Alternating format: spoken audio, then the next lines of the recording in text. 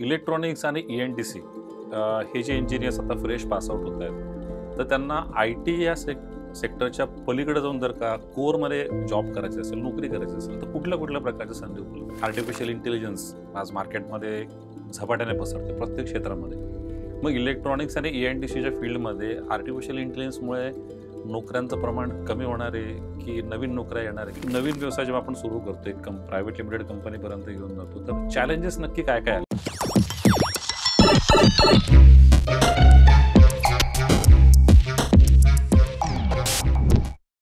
नमस्कार. MIT academy of engineering Alandi पुणेच्या या पॉडकास्टमध्ये आपलं स्वागत आहे. इंजिनिअरिंगचं शिक्षण घेत असताना लेटेस्ट टेक्नॉलॉजीची आवड सर्वच विद्यार्थ्यांना असते. आणि लेटेस्ट टेक्नॉलॉजीबद्दल बोलायचं झालं तर अगदी image processing, IoT, IIoT, machine vision आणि त्याला लागणारं सिस्टीम आर्किटेक्चर शिकायला खूप छान. परंतु याचे सोल्युशन जर का अगदी आपण कस्टमरला प्रोव्हाइड करायला लागलो, ते सुद्धा अगदी तरुण वयामध्ये, आणि ते सुद्धा स्वतःची कंपनी स्थापन करून, तर तो प्रवास कसा असेल? बघूया आजच्या पॉडकास्टमध्ये. स्वागत करूया आजच्या पॉडकास्टमध्ये मिमिक इन्फोटेक प्रायव्हेट लिमिटेडचे संचालक अभिजित उंद्रे यांचं.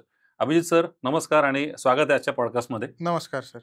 सुरुवातीला तर आपल्याला हे ऐकून घ्यायला आवडेल की मिमिक इन्फोटेक प्रायव्हेट लिमिटेड ही तुमची जी कंपनी, ही कंपनी नक्की काय करते? So basically Mimic infotech private limited ही कंपनी इंडस्ट्रियल ऑटोमेशन ह्या सेगमेंटमध्ये काम करते. ह्याच्यामध्ये आमच्या कंपनीचं स्पेशलायझेशन आहे ते टेस्ट आणि मेजरमेंट ह्या प्रकारामध्ये आहे, जिथे आम्ही IT-OT इंटिग्रेशन, QA/QC इन्स्पेक्शन, त्यानंतर इंडस्ट्रियल ऑटोमेशनमधलं PLC, SCADAs, त्याच्याशी related programming, machine vision systems, IT आणि OT डेटा इंटिग्रेशन ह्या पद्धतीच्या रिक्वायरमेंट्सच्या रिलेटेड सोल्युशन्स आम्ही कस्टमर्सला प्रोव्हाइड करतो, वेगवेगळ्या इंडस्ट्रियल ऑटोमेशन कस्टमर्सला.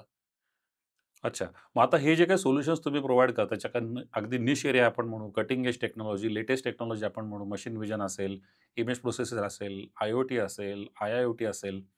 एवढ्या सगळ्या डोमेनवरती कामाची सुरुवात करताना नक्की सुरुवात झाली कशी?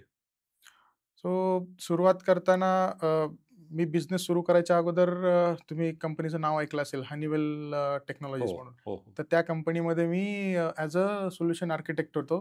तर तिकडे हनीवेल स्वतःचे जे प्रॉडक्ट्स होते त्यांच्यासाठी end of line test equipment बनवायचं काम होतं. तर ते काम मी कंटिन्यूअस करत असताना मग हळू तिकडं कसं होतं, मल्टीनॅशनल कंपनी होती, number of processes, number of steps to be followed, याच्यामध्ये वेळ खूप जायचा.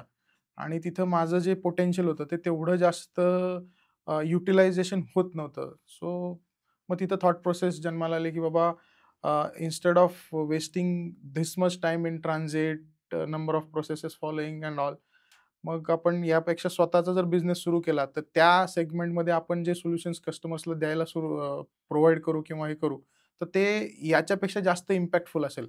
हनीवेलमध्ये काम करत असताना किंवा त्या एका पर्टिक्युलर कंपनीसाठी पर्टिक्युलर प्रॉडक्टवरती काम करत असताना जो येणारा इम्पॅक्ट आहे, ऑन द कॉन्ट्ररी साइड मी जेव्हा डिफरंट कस्टमरकडे डिफरंट सोल्युशन्स घेऊन जाणार आहे, तो इम्पॅक्ट त्या इम्पॅक्टपेक्षा मला जास्त मोठा वाटला आणि मग ही आयडिया थोडीशी पुढे प्रोसेस होत गेली.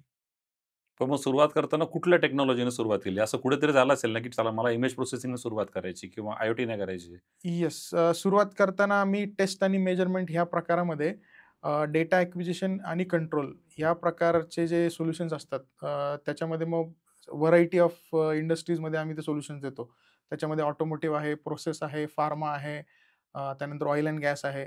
तर यांच्यामध्ये जे इंडस्ट्रियल ऑटोमेशन प्रोसेसेस आहेत, त्या प्रोसेसेसचा व्हॅलिडेशन करण्यासाठीचा जो डेटा ॲक्विजिशन हा जो काही प्रकार आहे, तर तो करण्यासाठी सुरुवातीला मी सॉफ्टवेअर्स लिहित गेलो. तर सगळ्यात पहिला प्रोजेक्ट आम्ही टाटा मोटर्ससोबत केला, ज्याच्यामध्ये 3 लिटर आणि 5 लिटरच्या इंजिन असेंब्ली लाईन्स चं कंप्लीट असेंब्लीचा जो क्वालिटी डेटा आहे, तो डेटा लॉग करणं आणि त्याचा QA/QC डिपार्टमेंटला प्रत्येक इंजिनच्या असेंब्लीच्या अगेन्स्ट रिपोर्ट देणं. तर यासाठीचं सॉफ्टवेअर आम्ही बनवून सुरुवात मग मिमिक इन्फोटेक तिथून पुढे सुरुवात झाली. मग एका कंपनीतून एका टेक्नॉलॉजीने QA/QCने सुरुवात केली. करेक्ट. पण नंतरचा जो काही प्रवास आहे, आज आपण बघतो की अनेक वेगवेगळ्या टेक्नॉलॉजीवरती तुम्ही काम करतायत, वेगवेगळ्या प्रकारचे सोल्युशन आर्किटेक्ट तुम्ही प्रोव्हाइड करतायत. मग तिथून पुढचा प्रवास कसा झाला? कारण की एका टेक्नॉलॉजीतून दुसऱ्या टेक्नॉलॉजीत जायचं आहे, एका कस्टमर सेगमेंटमधून दुसऱ्या कस्टमर सेगमेंटमध्ये जायचं आहे. ऑटोमोबाईलमधनं तुम्ही ऑइल अँड गॅस, फार्मा, हे कसं काय शक्य झालं मग? बरोबर. तर याच्यामध्ये तसं बघायला गेलं तर आम्ही सुरुवातीला जे काम करत होतो, तर त्याची गरज almost each end every industrial सेगमेंटमध्ये लागतेच लागते. जसं की तुम्ही कुठल्याही याच्यामध्ये मॅन्युफॅक्चरिंग हा जर सेटअप बघितला, तर मॅन्युफॅक्चरिंग सेटअपमध्ये क्यू-ए, क्यू-सी हा व्हायटल रोल प्ले करतो तुमच्या प्रॉडक्टच्या कस्टमरच्या इम्पॅक्टबद्दल. तर जिथे प्रॉडक्टचे जे क्वेरीज आहेत किंवा क्वालिटीचे जे इश्यूज आहेत, तर त्याला जर कंपनीला करेक्ट करायचं असेल किंवा त्यांना जर ॲड्रेस करायचा असेल, तर त्यावेळेस मॅन्युफॅक्चरिंगचा जो डेटा आहे, तो मॅन्युफॅक्चरिंगचा डेटा त्या प्रॉडक्ट मॅन्युफॅक्चरिंगच्या वेळेस कंपनीकडे असणं खूप गरजेचं आहे. कारण जर सपोज तो डेटा अवेलेबल असेल, तर त्यांनी ते जर स्टँडर्ड फॉलो करून तर त्यांचं प्रॉडक्ट कंप्लाय करून बनवलेलं असेल, तर ते प्रॉडक्ट त्यांनी ते स्टँडर्ड फॉलो करून जर बनवलं असेल, तर क्यू-ए, क्यू-सीमध्ये त्यांचे काही इश्यूज येणार नाहीत. आणि मग ज्यावेळेला फील्डवरनं कस्टमर कंप्लेंट्स वगैरे येतात, त्यावेळेला मग कंपनी तो डेटा बघून बघू शकते, की बाबा वेदर मॅन्युफॅक्चरिंग डिफेक्ट आहे किंवा युजरकडनं काही चूक झाली आहे किंवा प्रॉडक्टमधलं जे मटेरियल वापरले ते फॉल्टी किंवा सो अँड सो. तर त्या पद्धतीचे जे काही कन्सर्न्स आहेत, ते ॲड्रेस करण्यासाठी हा डेटा खूप इम्पोर्टंट आहे. आणि मग सुरुवात जेव्हा आम्ही डेटा ॲक्विजिशन आणि कंट्रोल सिस्टम्स डिझाइनपासून केली, तर हे करत असताना अ, हे हे जे सगळं काही काम आहे, ते प्रोजेक्ट प्रकारात मोडतं. ज्याच्यामध्ये तुमचा कॅश फ्लो किंवा कंपनी ऑपरेट करण्यासाठी जे लागणारे जे कमर्शियल ॲस्पेक्ट आहे, तो तेवढा जास्त इम्पॅक्टफुली ॲड्रेस होत नव्हता.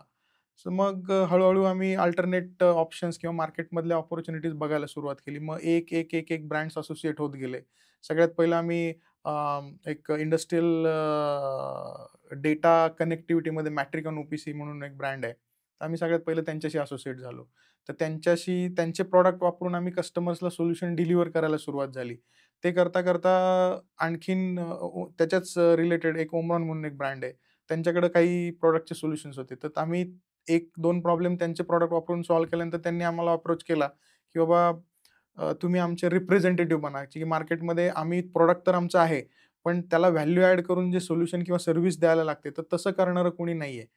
तर मग आम्ही ते चॅलेंज एक्सेप्ट केलं आणि मग we started building with that brand also. आणि मग हे करत एक पहिला एक ब्रँड होता, मग दुसरा ॲड झाला.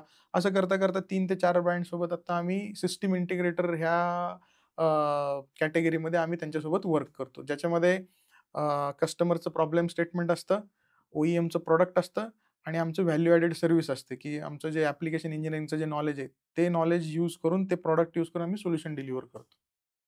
अच्छा, तुम्ही ॲप्लिकेशन इंजिनिअरिंगबद्दल बोललात आणि करेक्ट. कस्टमर सेगमेंट पण तुमचे वेगवेगळे म्हणालात. हो, तर मग नक्की असं काही चॅलेंजेस असतात, की म्हणजे फार्मामध्ये पण काम करायचं आहे, ऑइल एंड गॅसमध्ये पण आहे, ऑटोमेशनमध्ये आहे, मॅन्युफॅक्चरिंगमध्ये आहे. करेक्ट. म्हणजे सोल्युशन्स जवळपास सारखे असतात, की अगदीच एंटायरली डिफरंट असतात? तसं म्हणता येणार नाही. कारण तुम्ही इंजिनिअरिंग टर्म्स जर बघितल्या, तर मेजरमेंट बघा, तो युनिट्स ऑल्वेज रिमेन सेम. बरोबर. मग ते तुम्ही ऑटोमोटिव्ह कंटेक्स्टमध्ये वापरा, सेंटीमीटर राहणार आहे, एम-एम राहणार आहे, केजीच राहणार आहे. So it doesn't matter. आमचं जे काही युनिक यू-एस-पी आहे, तो टेस्ट आणि मेजरमेंट ह्या प्रकारामध्ये. तो टेस्ट आणि मेजरमेंट्समध्ये काय आहे, तुम्हाला जे फिजिकल पॅरामीटर्स आहेत, त्याचं तुम्हाला एका पर्टिक्युलर स्केलवरती मेजरमेंट्स द्यायचे आहेत. तर मग तुम्ही इंडस्ट्री कुठची असो त्यात फारसा फरक पडत नाही. कारण फंडामेंटल कन्सेप्ट तीच राहते. टेक्नॉलॉजी तीच आहे. टेक्नॉलॉजी तीच राहते. ॲप्लिकेशन ऑल्वेज बदलत राहतं. जसं की तुम्हाला सिंपल उदाहरणच द्यायचं झालं तर घरातला सिंपल चमचा आहे आपला. तर चमच्याचं मेन उद्देश काय आहे की आपलं अन्न जे आहे ते घेणं आणि खाणं. पण कधी जर आपल्याला एखादा स्क्रू ओपन करायचा आहे किंवा लूज करायचा आहे, जवळपास स्क्रूड्रायव्हर नाहीये किंवा दुसरं कुठलं टूल नाहीये. आपण तेच टूल उचललं, त्याच्यामध्ये अडकवलं आणि फिरवलं. So kind of end of the day काम तेच झालंय. कन्सेप्ट तोच आहे. But tool is different. So ह्या कंटेक्स्टमध्ये सुद्धा तेच होतंय. टूल्स हे डिफरंट येत राहतायत आणि ॲप्लिकेशन्स डिफरंट येत राहतात. पण बेसिक कन्सेप्ट तोच आहे. टेस्ट एंड मेजर असं. अच्छा. यू-एस-पी बद्दल तुम्ही बोलत होता, तर प्रत्येक कंपनीची कुठेतरी एक यू-एस-पी असतेच. करेक्ट. आता तुम्ही ज्या फील्डमध्ये काम करता, त्या फील्डमध्ये अनेक कंपन्या काम करतात. हो. मग how your company standing different than your competitors? तुमचे नक्की यू-एस-पी तरी काय आहेत? अ, बघा जनरली इंडस्ट्रियल ऑटोमेशन हा जर सेगमेंट बघितला, तर याच्यामध्ये बऱ्याचशा स्मॉल आणि मीडियम स्केल कंपनीज आत्ता मार्केटमध्ये काम करतायत. पण त्यांचं सर्टन टेक्नॉलॉजी आणि सर्टन जे प्रॉडक्ट्स आहेत, त्यांनाच ते ॲड्रेस करतात. ऑन द कॉन्ट्ररी साइड आम्ही जे आहे, आमच्याकडे त्यांच्या हायर लेव्हलचं जे ॲप्लिकेशन इंजिनिअरिंग आहे, त्याच्यावरती आम्ही काम करतो. जसं की इंडस्ट्रियल ऑटोमेशन म्हटलं की जनरल कॅटेगरीच्या लोकांमध्ये पी-एल-सी, स्काडा किंवा जे इंजिनिअरिंग बरं. स्टुडंट्स आहेत, ह्यांना फक्त तेवढ्याच लेव्हलचं ऑटोमेशन माहिती आहे. बट तुम्ही जर त्याच्यावरती गेले तर पी-ए-सी नावाचा एक प्रकार आहे, programmable automation controllers, multifunction application controllers. तर हे जे काही कंट्रोलर्स आहेत, हे पी-एल-सी आणि त्याच्या लेव्हलच्या ऑटोमेशनच्या थोड्याशा वरच्या कॅटेगरीमध्ये आहेत. जिथं पी-एल-सीपेक्षा कॉम्प्लेक्स ऑपरेशन्स जे आहेत, ती हँडल केली जातात. मग आम्ही त्याच्यासोबत काम करतो. तर मग आमचं जे काही यू-एस-पी आहे, तो टेस्ट आणि मेजरमेंट ह्या प्रकारात मोडत असल्यामुळं आम्ही जे हार्डवेअर्स किंवा आम्ही जे सोल्युशन्समध्ये जे रेट्स वापरतो, जे मेजरमेंटच्या स्पीड्स वापरतो, ते पी-एल-सी आणि ऑटोमेशन करणाऱ्यांपेक्षा थोडेसे हायर लेव्हलचे असतात. जिथं आम्हाला स्वतःला नॉर्मल ऑटोमेशन कंपनी आणि आम्ही काम करणारी ऑटोमेशन कंपनी याच्यामधनं थोडंसं आपण काय म्हणू डिफरन्शिएट करू शकतो. अच्छा. मग आता जर का हे डिफरन्शिएटिंग फॅक्टर्स तुम्ही तयार केले, तर हे खरोखर तुम्ही तयार केले डिफरन्शिएटिंग फॅक्टर्स का कस्टमरने तुम्हाला सांगितले, की हां, तुमच्यामध्ये काहीतरी डिफरंट आहे म्हणून आम्ही तुम्हाला कनेक्ट होतो? ह्या केसमध्ये कसं होतं एंड ऑफ द डे आम्हाला जे बिझनेस येतो किंवा आम्ही जे काम करतो, ॲप्लिकेशन येतो, ऑल्वेज कस्टमरकडनं प्रॉब्लेम स्टेटमेंट्स येतात. तर मग ह्या प्रॉब्लेम स्टेटमेंट्समध्ये असं असतं, की कस्टमरला काहीतरी रिक्वायरमेंट आहे आणि त्याला त्याचं सोल्युशन हवं आहे. रादर मग ते सोल्युशन आम्ही 3 ते 4 याच्यामध्ये त्याला आपण सेगमेंटाइज करतो. एक तर टेक्निकली, दुसरं कमर्शियली आणि तिसरं जे आहे ते फिजिबिलिटी पॉइंट ऑफ व्ह्यूने. मग ह्या 3 ॲस्पेक्टवरती कस्टमरचा जो काही रिक्वायरमेंटचा जो अजेंडा आहे, तो जर फुलफिल झाला, तर मग आम्ही त्या पद्धतीने डिलिव्हर करतो. अच्छा. करेक्ट. मग आता हे आपले यू-एस-पीज आहेत, ते कस्टमरपर्यंत पोहोचवायचे पण आहेत आणि नवीन कस्टमरपर्यंत पण आपल्याला ते पोहोचवायचे आहेत. मग आता हे जर का तुम्हाला मार्केटिंग पॉइंट ऑफ व्ह्यूने बघितलं किंवा सेल्स पॉइंट ऑफ व्ह्यूने बघितलं, तर तुम्ही कुठल्या स्ट्रॅटेजीने मार्केटमध्ये घुसलात, की लोकांपर्यंत पोहोचले पाहिजे, की तुमचे हे यू-एस-पी आहेत? नक्की कोणी ब्रँड अँबॅसेडर म्हणून कोणी काम केलं?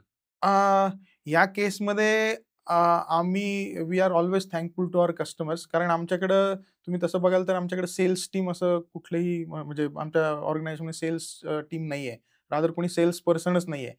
सो आमचे जे ब्रँड अँबॅसेडर आमचे कस्टमर इटसेल्फ आहेत. प्लस आम्ही असोसिएटेड आहेत, जे ओ-ई-एम आहेत, ज्यांचं आम्ही रिप्रेझेंटेटिव्ह आहोत, तर तेच आमचे ब्रँड अँबॅसेडर आहेत, की जिथे-जिथे त्यांना रिक्वायरमेंट असते किंवा ज्यांना प्रॉब्लेम स्टेटमेंट रिपोर्ट होतात, तर ते आम्हाला रेफर करतात, की मिमिक इन्फोटेक नावाचे आमचे चॅनल पार्टनर आहेत, ते तुम्हाला हे करतील किंवा एखाद्या कस्टमरकडे आम्ही फॉर एक्झाम्पल आम्ही टाटा मोटर्समध्ये वगैरे प्रोजेक्ट केले, तर तिथं लोकं बघायला येतात खूप सारे लोकं किंवा ती त्यांच्याशी कनेक्टेड जी तिथल्या एम्प्लॉईजशी कनेक्टेड बाहेरच्या कंपनीजमधली लोकं आहेत, त्यांच्याकडे एखादं सोल्युशन इम्प्लिमेंटेड आहे, तर त्यांच्याकडे तशी रिक्वायरमेंट असेल, ते आम्हाला रेफर करतात.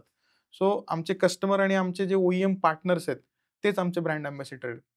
म्हणजे आम्हाला सेल्स करण्यासाठी फील्डवरती जाऊन सेल्स करा वगैरे असं म्हणण्याची गरज पडत नाही.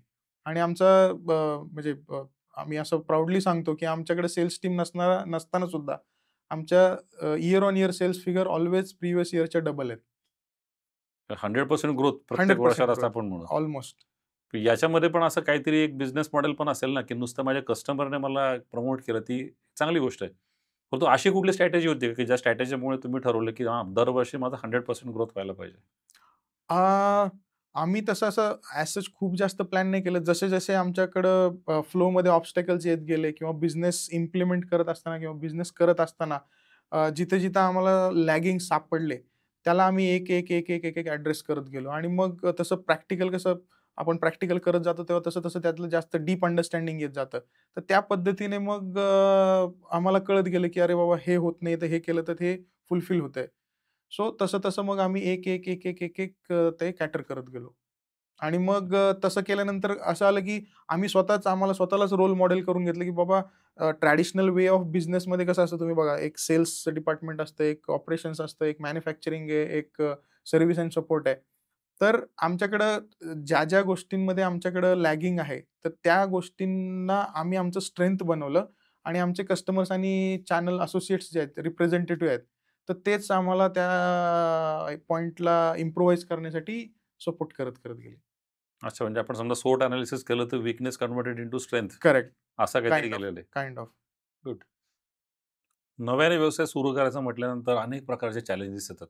तर तुमच्या व्यवसायामध्ये कुठल्या-कुठल्या प्रकारचे चॅलेंजेस आले, स्पेशली सुरुवातीच्या काळामध्ये? जसं की मी मगाशी पण सांगितलं, इंजिनिअरिंग पास आउट झाल्यानंतर माणूस कसं रॉ बाहेर मार्केटमध्ये पडतो. त्याच्याकडे फक्त पुस्तकी ज्ञान असतं. प्रॅक्टिकली तेवढं काही हे नसतं.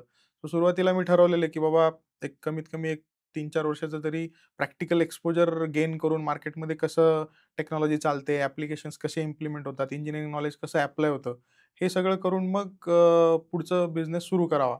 मग सुरुवातीला मी एक 3-1 वर्ष एक म्हणजे छोटीशी कंपनी होती व्ही-आय ऑटोमेशन नावाची. तर त्यांच्याकडे मग मी अ, एक 2-3 टेस्ट आणि मेजरमेंट्सच्या प्रकारातले टूल्स किंवा स्किल सेट म्हणू शकता ते मी शिकलो. मग सुरुवातीच्या काळात त्यांच्याकडे काम करत असताना मी LabVIEW म्हणून एक टूल होतं. तर ते मी शिकलो. त्याच्यामध्ये डिफरंट SCADA स्क्रीन्स बनवायच्या, SCADAचे प्रोजेक्ट्स बनवायचे, डेटा एक्विजिशन करायचं, टेस्ट आणि मेजरमेंटचे सेटअप बिल्ड करायचे, स्क्रॅचपासून आर्किटेक्चर बनवायचं आणि मग ते इम्प्लिमेंट करायचं. त्याच्यामध्ये मग वेगवेगळ्या स्ट्रीमचं इंजिनिअरिंगचं काम पण चॅलेंजेस असायचे. कधी मेकॅनिकलचं, कधी इन्स्ट्रुमेंटेशनचं, कधी इलेक्ट्रिकलचं, कधी इलेक्ट्रॉनिक्सचं.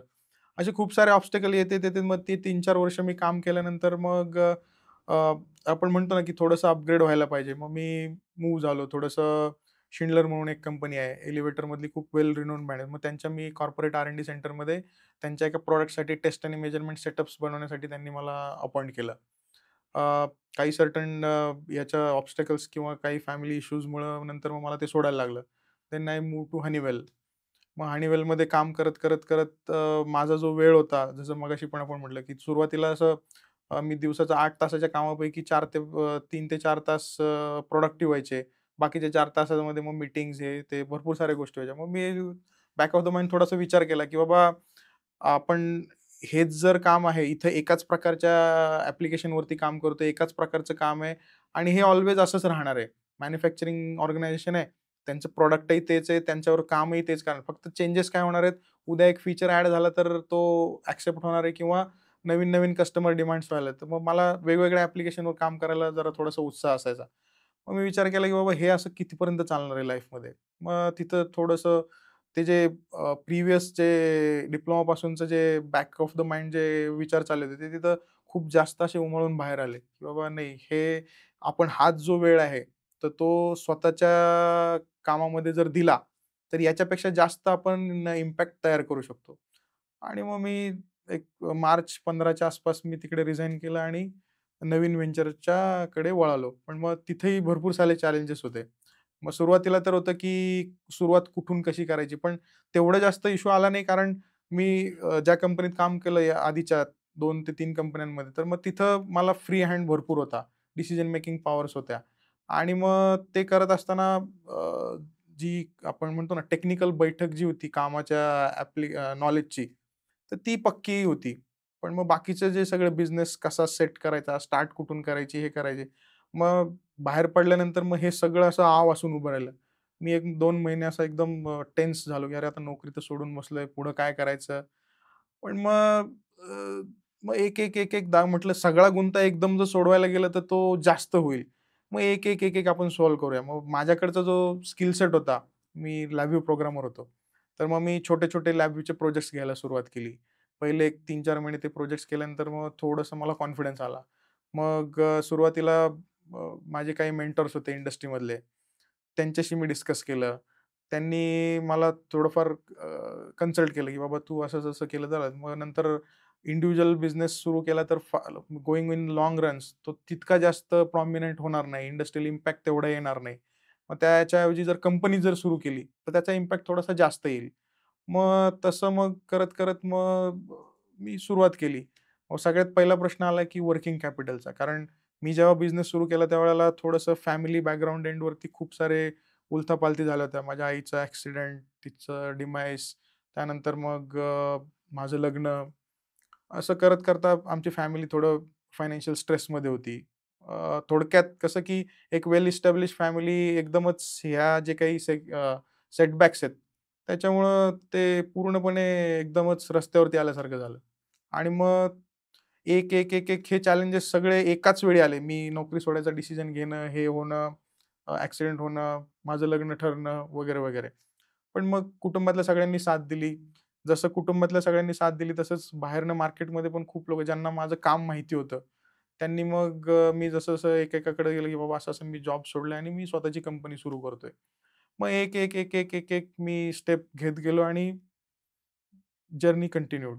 असं अ, खूप जास्त काय म्हणतात लॅविश पण नाही, खूप जास्त वर्स्ट कंडिशन्स पण नाही, पण एक बऱ्यापैकी ह्याच्यामध्ये एक माइलस्टोन अचीव्ह करत गेलो.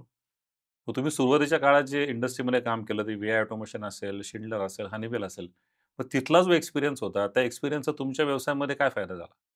आता बघा, मी सुरुवातीला व्ही-आय ऑटोमेशन एकदम स्मॉल स्केल कंपनी होती. Limited number of resources, customers पण त्याच याच्यामधले होते. नेक्स्ट मी शिंडलरमध्ये काम केलं. ते एकदमच कॉर्पोरेट एन्व्हायर्नमेंट होतं, की जिथं प्रोसेसेस, डॉक्युमेंटेशन हे खूप स्ट्रिक्टली फॉलो व्हायचं. हनीवेल पण समव्हॉट सिमिलर त्याच्यामध्ये होतं. पण मग जेव्हा मी इंजिनिअरिंग पास करून बाहेर आलो, सुरुवातीला छोट्या कंपन्यांमध्ये काम केलं, तर तिथं ज्या स्टँडर्ड ऑपरेटिंग प्रोसेसेस आहेत, त्या तितक्या जास्त फॉलो होत नाहीत. अ, पण ऑन द कॉन्ट्ररी साइड तुम्ही ज्यावेळेला मल्टीनॅशनल कंपनीजमध्ये जाता, एका वेल एस्टॅब्लिश ऑर्गनायझेशन जाता, तर तिथं तुम्हाला ह्या सगळ्या गोष्टींचं खूप बारकाईने लक्ष देऊन काम करायला लागतं.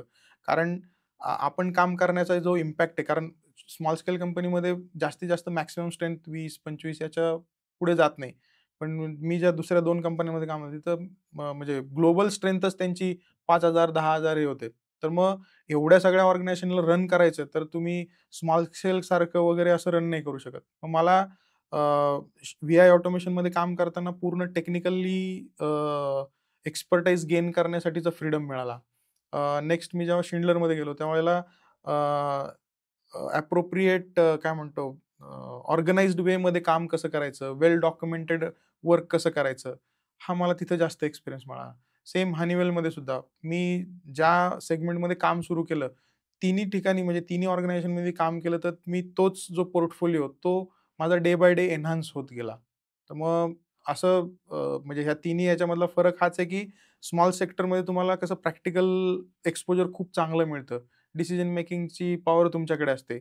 हेच जर तुम्ही वेल ऑर्गनाइज याच्यामध्ये गेला तर तुम्हाला काम करायचं तर म्हणजे ते एक्सपोजर देतातच. बट डिसिजन मेकिंगची पॉवर सोलली तुमच्याकडे नसते. कारण ऑर्गनायझेशन ऑर्गनाइज्ड असतं ना.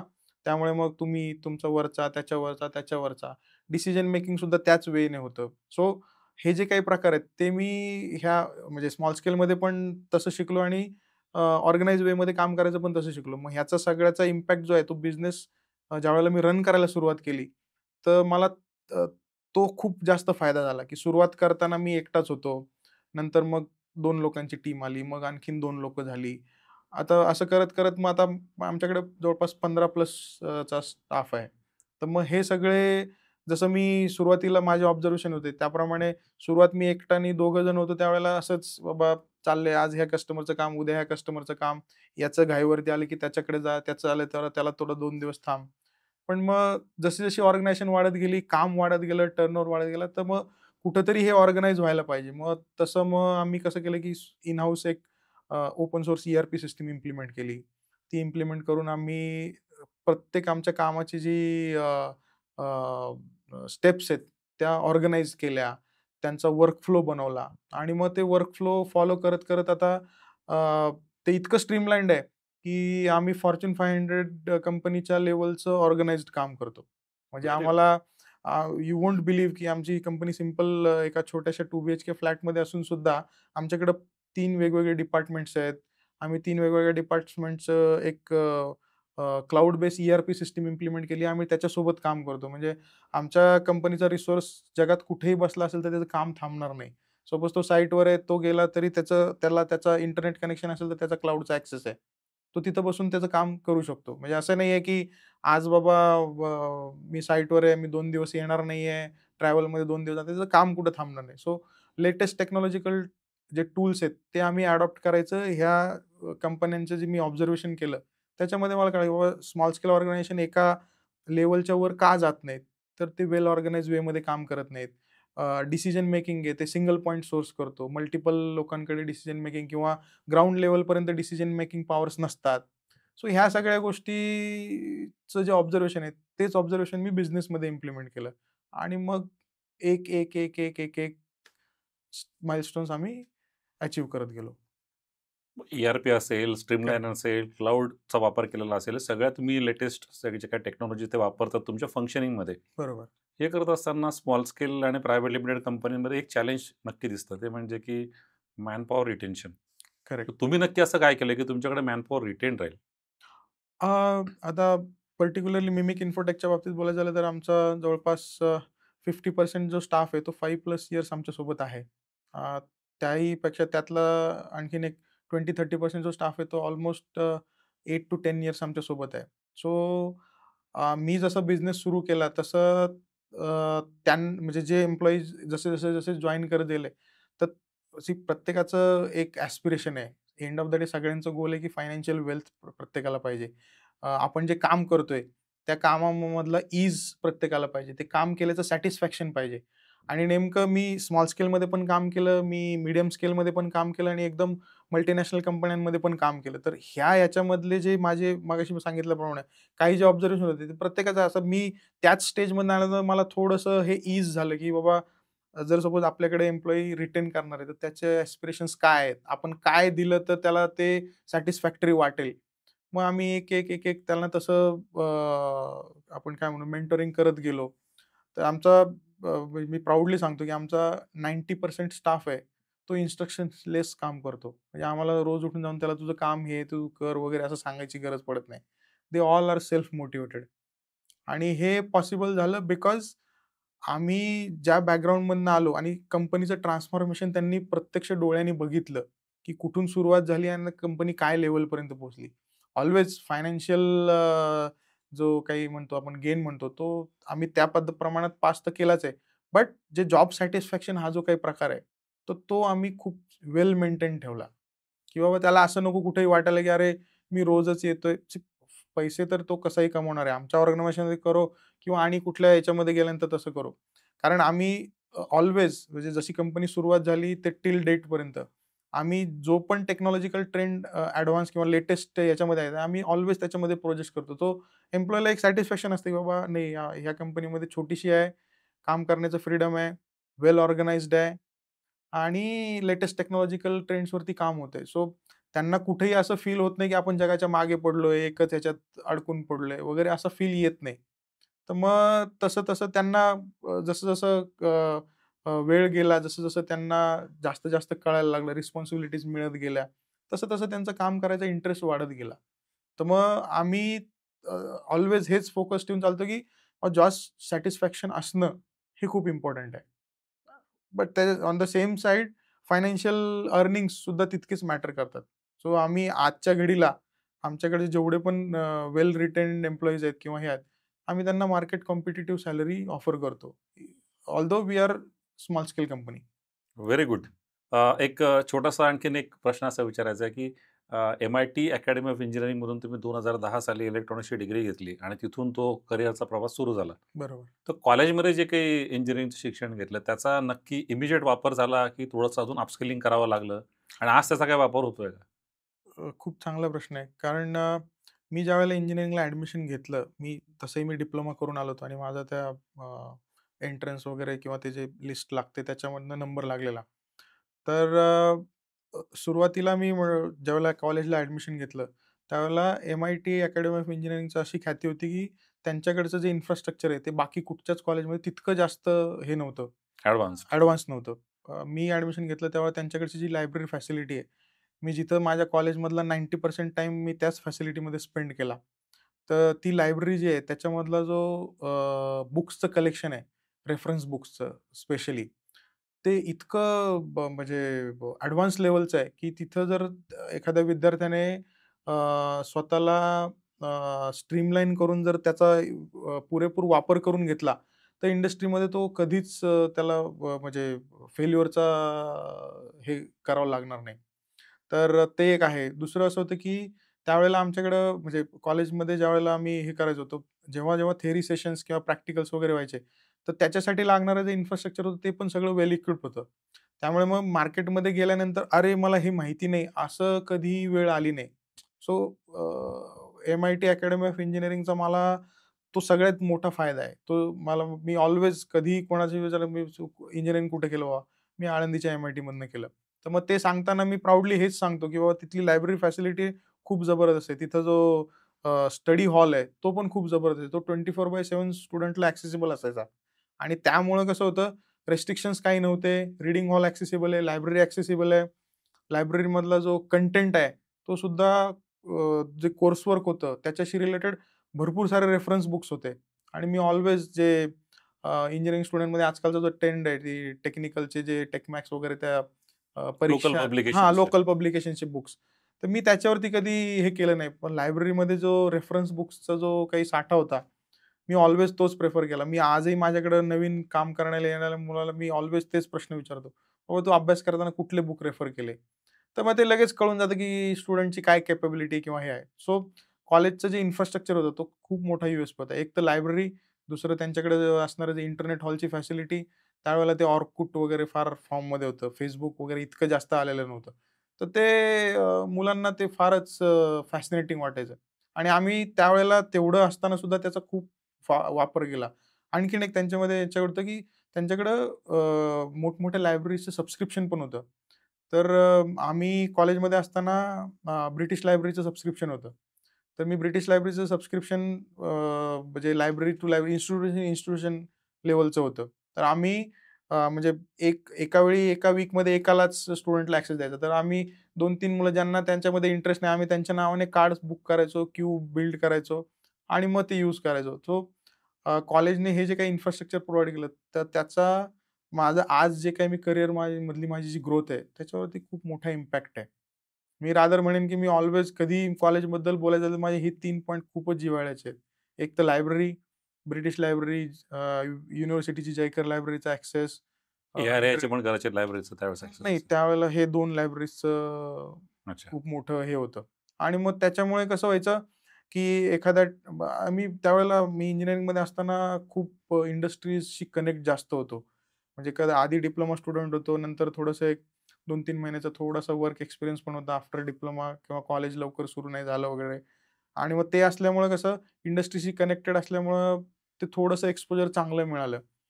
मग एक असं बघत गेल्यामुळं ते थोडंसं खूपच नेक्स्ट लेव्हलला गेलो. मग मला इंडस्ट्रीमध्ये आल्यानंतर जनरली मुलं अशी भांबवल्यासारखी होतात. अरे, मला काय करायचं हे समजत नाही. आय-टीमध्ये जाऊ, कोरमध्ये जाऊ की आणि कुठल्या फील्डमध्ये जाऊ. मग हे कन्फ्युजन माझ्या डोक्यात कधीच आलं नाही. का? तर त्याच्यामागे कॉलेजची लायब्ररी आणि कॉलेजमधलं जे इन्फ्रास्ट्रक्चर आहे, त्याचा मी जो पुरेपूर वापर केला, तर त्याच्यामुळे मी आज ह्या स्टेबिलिटी स्टेजपर्यंत येऊ शकलो. तो 2010 ते आत्तापर्यंतचा प्रवास आणि त्यावेळेसचं घेतलेलं शिक्षण आणि आत्ता जे तुम्ही लेटेस्ट टेक्नॉलॉजीवरती काम करतायत, त्याच्यामध्ये तुम्ही स्वतःला काही अपस्किलिंग करावं लागलं का? कंटिन्युअस लर्निंग होतं का कुठेही? हो, होतं ना. ऑब्व्हियस होतं. कारण मी ज्यावेळेला इंजिनिअरिंगचं एज्युकेशन घेतलं, त्यावेळेला खूप सारा बरेचसे आता मी स्पेशली इलेक्ट्रॉनिक्स बॅकग्राऊंडमधून आलो. तर त्यावेळेला मग डायोड्स, फॅब्रिकेशन, एम्बेडेड सर्किटरी वगैरे ह्या स्ट्रीमलाईनवरती एज्युकेशन टाईममध्ये सुद्धा आणि एज्युकेशन फील्डमधनं बाहेर पडल्यानंतर सुद्धा खूप जास्त भर त्याच्यावर होता. म्हणजे माझ्यासोबतचे बॅचमेट्स जे आहेत, ते जवळपास एक 60-70% बॅचमेट्स जे आहेत ते आय-टीमध्ये गेले. राहिलेले जे 30-40% आहेत त्यातले ऑलमोस्ट एक 70-80% मुलं जी आहेत ती एम्बेडेड फील्डमध्ये गेली आणि माझ्यासोबत काही एक ती 2-4% राहिलेली लोकं होती. ही मग ॲप्लिकेशन इंजिनिअरिंगमध्ये ट्रान्सफर झाली. जसं की आम्ही आता मग कोर फील्डमध्ये काम करतोय. सो हे जे काही आहे, तर तो जो इम्पॅक्ट आहे तो खूप स्ट्राँग आहे. अच्छा. मग आता जे म आणि मग ह्याच्यामध्ये जर अपस्किलिंग जर तुम्ही म्हणालात, तर अपस्किलिंग ह्याच्यासाठी करायला लागेल, core fundamentals will never change. Ohm's law अजूनपर्यंत कुणीही चेंज केला नाही. व्ही इज इक्वल टू बरोबर. आय-आरच आहे. सेमच आहे. मग तुम्ही एकदम फील्डवरती मल्टीमीटर घेऊन किंवा तुम्ही ते इलेक्ट्रिशियन सारखं काम करा किंवा तुम्ही खूप मोठे-मोठे टेक्नॉलॉजिकल टूल्स जसं की ते सॉफ्टवेअर डेव्हलपमेंट, SCADA किंवा तुमचं AutoCAD किंवा तसे डिझाइन टूल्स वापरून एखादं प्रॉडक्ट बनवा. V is equal to IR will remain always same. फक्त मग कसं आहे, सुरुवातीला तुम्ही बघा रेडिओज, ट्रान्झिस्टर, टेलिव्हिजन्स हे यांचे आकार खूप मोठे-मोठे होते. आता तुमच्या हातामध्ये आहे. रादर तुमच्या फिंगर टिप्सच्या आकारा एवढ्यामध्ये फॉर्म फॅक्टरमध्ये पण येतात. सो हे कशामुळे पॉसिबल झालं, की टेक्नॉलॉजी तीच आहे, ॲप्लिकेशन नीड पण तीच आहे, एंड यूज पण तोच आहे. फक्त टेक्नॉलॉजिकल ॲडव्हान्समेंटमुळं त्याचे एस्थेटिक्स बदलत गेले. सो माझंही समवॉट तसंच परसेप्शन आहे, की बेसिक्स जर तुमचे क्लिअर असतील, तर अपस्किलिंग करायला तुम्हाला जास्त काही त्रास होणार नाही. सो तुमच्याकडे जो इंजिनिअरिंगचा जो शिकण्याचा जो वेळ आहे किंवा ते जे 3-4 वर्ष आहेत, ह्या 4 वर्षांमध्ये तुम्ही बेसिक्स तुमचे जर क्लिअर केले, तर टेक्नॉलॉजिकल टूल्स अडॉप्ट करणं काही फार मोठी गोष्ट नाहीये. त्याच्यासाठी फार एफर्ट्स पडत नाही. नो डाउट की तुम्हाला टेक्नॉलॉजिकल टूल्स शिकणं तेवढंच मॅन्डेटरी आहे स्वतःला जर तुम्हाला आपण काय म्हणू काळाशी काळाच्या सुसंगत बरोबर राहायचं राइट, असेल तर. राइट. काळाच्या बरोबर जर राहायचं असेल, तर तुम्हाला हे टेक्नॉलॉजिकल टूल्स जे आहेत किंवा अपस्किलिंग आपण जे म्हणतो, ते ऑल्वेज राहायला पाहिजे. पण माझं असं स्वतःचं वैयक्तिक मत आहे, की जर सपोज एखादा स्टुडंट इंजिनिअरिंग बॅकग्राऊंडमध्ये येतोय, तर त्यांनी त्या ड्युरेशनमध्ये त्याचे बेसिक्स फंडामेंटल्स आहेत ते क्लिअर करावेत. आजकालची मुलं आता मी खूप साऱ्या कॉलेजेसमध्ये व्हायवासाठी जातो किंवा प्रोजेक्ट इव्हॅल्युएशनसाठी जातो. मी त्यांच्याकडे जे त्यांनी जे केलेले प्रोजेक्ट्स किंवा हे बघतो, तर मला म्हणजे कधी-कधी खूप असं हे वाटतं, की अरे मुलं कोर नॉलेज बेस बिल्ड करायच्या ऐवजी खूप जास्त जे लेटेस्ट रेडीमेड जे रेमेडीज अवेलेबल आहेत, तेच फॉलो करतायत आणि मग मार्केटमध्ये येतात. मग त्याचा कुठेतरी इम्पॅक्ट आमच्यासारख्या एंटरप्रेन्योर्सकडे पण येतो, की अरे मुलगा मार्कशीट घेऊन येतोय 80-90% ची आणि त्याच्याकडे नॉलेज बेस आहे तो हार्डली 10-20% चा पण नाहीये. मग हे असं होतं मुलांनी मग माझं तर म्हणजे प्रांजळमध्ये माझ्याकडे ज्यावेळेला इंटरव्ह्यूला खूप मुलं येतात, इंटर्नशिपसाठी येतात. 80% मुलं माझ्या क्रायटेरियामध्ये बसतच नाहीत. 80-90% जी 10-20% बसतात त्यांचे ॲस्पिरेशन थोडेसे डिफरंट असतात. सो माझं मुलांना हेच सांगणं आहे, की तुम्हाला तुमच्याकडे जो 4 वर्षाचा तुम्हाला इंजिनिअरिंग शिकण्यासाठीचा जो वेळ आहे, तुम्ही तुमचे बेसिक्स क्लिअर करा. ती टेक्नॉलॉजी किंवा तुम्ही ज्या स्ट्रीममध्ये शिकताय, ती स्ट्रीम पूर्णपणे ॲब्सॉर्ब करा. म्हणजे नुसतं असं वाचलंय, परीक्षा दिली आहे, 90% पाडलेत, त्याला मार्केटमध्ये काही व्हॅल्यू नाही. तुमचं जे काही मार्कशीट आहे, ते तुम्हाला फक्त एंट्रीच्या लेव्हललाच कामाला येतं. त्याच्यानंतर तुम्हाला कोणी विचारत नाही, की तुझ्या मार्कशीटमध्ये किती मार्क्स आहेत आणि हे इव्हॅल्युएट कर. एंड बरोबर. ऑफ द डे काय आहे, स्किल सेट काय आहे आणि आउटपुट किती देऊ शकतोय, हेच मॅटर करतं. बेसिक बद्दल तुम्ही म्हणत होता, तर खरोखर म्हणजे आज विद्यार्थी जे शिकतात, सेकंड इयरला आला की analogue electronics, digital correct, electronics, signal system, DSP अशा अनेक विषय ते शिकतात. म्हणजे खरोखर ते फाउंडेशन जर का तयार असेल, तर त्या करेक्ट, फाउंडेशनवरती ते बिल्ड करू शकतात त्यांचं स्किल. करेक्ट. बऱ्याच वेळेस विद्यार्थ्यांना वाटतं, की एम्प्लिफायर म्हणजे काय कदाचित 50 वर्षापूर्वीची टेक्नॉलॉजी असेल, मग समिंग एम्प्लिफायर असेल, डिफरन्शिएटर असेल, तर आपल्याला शिकण्याची काही गरज नाही. पण ते तसं नाही. तुम्ही म्हणता, की फाउंडेशन हे क्लिअर असलंच पाहिजे. एक्झॅक्टली. म्हणजे तुम्ही बघा ना, मी जसं उदाहरण दिलं, V is equal to I R always remain same place. पण तेच वापरून जे टेक्नॉलॉजिकल ॲडव्हान्समेंट काही आकाशातनं पडल्यात असं नाहीये. कस्टमरची नीड बदलली आहे. काम करणाऱ्यां जे डिलिव्हर करणार आहेत, की बाबा आज तुम्ही पहिले बघा टीव्ही असे बॉक्स साइजमध्ये यायचे. आज टीव्हीज कसे स्लिम ट्रिम वगैरे येतात. स्मार्ट झालेत ते जरा. स्मार्ट येतात वगैरे, वगैरे भरपूर सारं. सो याच्यामध्ये टीव्हीचा जो बेसिक फंक्शनिंग आहे, ते ऑल्वेज सेम आहे. फक्त त्याचा जो फॉर्म फॅक्टर आहे, तो बदली झालाय आणि तो का बदली झालाय? कस्टमरची जी टेस्ट आहे, ती बदली झाली आहे. म्हणजे रिक्वायरमेंट बदलल्या, रिक्वायरमेंट डिमांड्स बदलली, बदलल्या. डिमांड्स बदलल्यात. मग ती फुलफिल करण्यासाठी जे तुमच्या आमच्यासारखे इंजिनिअरिंग शिक्षण घेऊन बाहेर पडलेत, ह्याच लोकांनी त्याच्यावरती काम केलंय. बरं त्यांनी असं काय केलंय का, की बाबा मंगळावरनं काहीतरी टेक्नॉलॉजी आणली आणि ती डिलिव्हर केली आणि मगच बाबा हे चेंज झाले, असं नाहीये. फंडामेंटल तेच आहेत. सो इंजिनिअरिंगच्या स्टुडंटना माझं ऑल्वेज हेच सांगणं आहे, की तुम्ही तुमचे फंडामेंटल्स तुम्हाला जो काही इंजिनिअरिंग शिकण्याचा टाईम मिळालाय, त्याच्यामध्ये तुम्ही ते फुलफिल करा. ते ग्रास्प करा एकदम स्ट्राँगली आणि मग मार्केटमध्ये गेल्यानंतर बेसिकली शाळा शिकणं हे कशासाठी आहे? ह्याचसाठी आहे. तुम्ही लहानाचे मोठे-मोठे होता काही असं एकदम होत नाही. एक स्टेप्स तुम्ही शिकत जाता आणि जे शिकलेल्या स्टेप्स आहेत, त्या तुमच्या डे टू डे लाईफमध्ये तुम्ही यूज करत जाता. सो इंजिनिअरिंग शिक्षणाचं पण मला तरी वाटतं, की वैयक्तिकली, की हे असंच आहे, की तुम्ही 4 वर्ष हे शिकलाय. हे शिकलेलं तुम्हाला मार्केटमध्ये गेल्यानंतर कस्टमर काहीतरी प्रॉब्लेम सांगतोय. तुम्ही शिकलेलं रिकॉल करा, "बाबा हे असं-असं कर, तुझं काम होईल." असं. आपल्याकडे पण खूप मोठे-मोठे सर विश्वेश्वरय्यासारखे इंजिनिअरिंग आपण काय म्हणू ध्रुवपदाला पोहोचलेल्या व्यक्ती झाल्यात, की ज्यांचं नाव दिग्गज व्यक्ती अगदी. दिग्गज व्यक्ती. तर त्यांचं नाव आजही खूप अभिमानाने लोकं घेतात. त्यांच्या सन्मानार्थ इंजिनिअर्स डे वगैरे सेलिब्रेट होतो. सो हे खूप इम्पोर्टंट आहे. तुमचे जे बेसिक्स आहेत, ते फंडामेंटल्स खूप क्लिअर असणं गरजेचं आहे. मग मार्केटमध्ये गेल्यानंतर तुम्हाला कशाचीच भीती वाटणार नाही. इलेक्ट्रॉनिक्स आणि ई-एन-टी-सी हे जे इंजिनिअर्स आता फ्रेश पास आउट होत आहेत, तर त्यांना आय-टी या सेक्टरच्या पलीकडे जाऊन जर का कोरमध्ये जॉब करायचे असेल, नोकरी करायची असेल, तर कुठल्या प्रकारच्या संधी उपलब्ध आहेत? भरपूर आहेत. एम्बेडेड सिस्टम्सवरती काम करू शकतात, इंडस्ट्रियल ऑटोमेशनमध्ये काम करू शकतात. इलेक्ट्रिकल आणि इलेक्ट्रॉनिक्सशी रिलेटेड खूप सारे ॲप्लिकेशन इंजिनिअरिंगचे रिक्वायरमेंट असतात. सर्व्हिस सेक्टर आहे, ज्याच्यामध्ये खूप डिमांड्स आहेत. त्याच्यामध्ये जाऊ शकतात. पण आजकालच्या जनरेशनचं कसं आहे, की त्यांना सगळं इन्स्टंटेनियस पाहिजे. जसं रील्स कसं आज हे टेस्ट नाही बदललं, स्वाईप केलं, दुसरं आलं, चांगलं वाटलं, एन्जॉय केलं, सोडून दिलं. सो मुलांनी तसं नाही करायला पाहिजे. भरपूर साऱ्या गोष्टी तुम्ही डिफेन्समध्ये जाऊ शकता, ऑइल एंड गॅसमध्ये जाऊ शकता. टेलिकॉमचं सेक्टर आहेच आहे. एक काळ असा होता, की भारतामध्ये कमीत कमी 10 ते 15 टेलिकॉम कंपन्या होत्या, मोबाईल ऑपरेटर्स होते. आज तुम्ही बघा 1 किंवा 2च आहेत. सो टेक्नॉलॉजी किंवा आपण म्हणतो ना, की कोणीतरी म्हटलंय, की change is the always constant thing in a world. Correct. So तसं जर बघितलं तर कुठलीच एक टेक्नॉलॉजी अशी अमरत्व घेऊन आलेली नाहीये, की बाबा ही आहे, ही ऑल्वेज अशीच चालणार आहे. सो मुलांनी जर फक्त आता आय-टीचं बूम आहे, बूम आहे, बूम आय-टी पण आता खूप एका नेक्स्ट लेव्हलला एन्हान्स झालंय.